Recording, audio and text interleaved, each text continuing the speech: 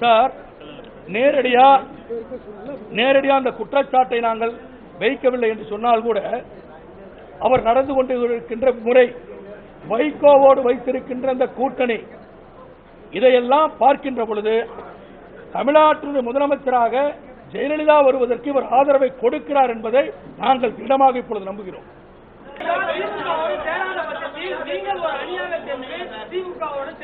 ஒரு நிமிஷம் சார், எங்களுடைய நிர்வாகிகள் எல்லாம் எங்களை தொடர்பு கொண்டிருக்காங்க. 2 நாட்கள் அவங்களை எல்லாம் கூப்பிட்டு சந்திக்க போறேன். சந்தித்ததற்கு பிறகு இதுக்கு முடிவு சொல்றேன். இப்ப சொல்ல முடியாது.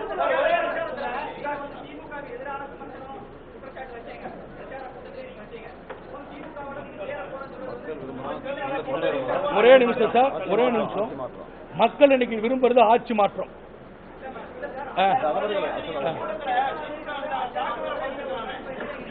சார், ஒரே நிமிஷம். எந்த பொதுக்கூட்டத்தில் பேசல சார், ஆதாரம் தான் சொல்றேன் சார். ஒரு நிமிஷம் இருங்க. நான் திமுகவை பத்தி பேசுறேன்னு சொல்லி அன்றைக்கே பத்திரிகை நண்பர்கள்லாம் எங்களை கூப்பிட்டு அந்த லோக்கல் இருக்கவங்க கேட்டு பாருங்க, நீங்க திமுகவை ஏன் பேசுறேன்னாங்க. அப்ப சார் ஒண்ணு இல்ல, நக்கீரன் வந்திருக்கு, எடுத்து பாருங்க சார். அதுல போட்டிருக்காங்க, வைகோ என்ன பிரஷர் பண்றா, திமுகவை அட்டாக் பண்ணி பேசுன்னு. நான் சொல்றேன், நான் பாதிக்கப்பட்டது அண்ணா திமுகவால, என் கட்சி பாதிக்கப்பட்டது அண்ணா திமுகவால. தயவு செஞ்சு நீங்க என்ன பிரச்சனை பண்ணாதீங்க. அண்ணா திமுகவை தான் அட்டாக் பண்ணி பேசுவோம். நேரடியா சொன்ன வைகோட்ட தானே உண்மை.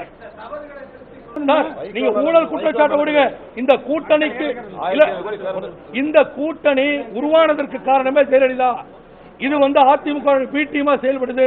இதுக்கு மிகப்பெரிய ஒரு தொகை, நான் அமௌண்ட் சொல்ல விரும்பல, வைகோ மூலியமா எல்லாத்துக்கும் கொடுக்கப்பட்டிருக்குன்னு சொல்லி ஒரு குற்றச்சாட்டு பூரா எல்லா பட்டி தொட்டி கிராமத்தில் போய் கேளுங்க இருக்கு.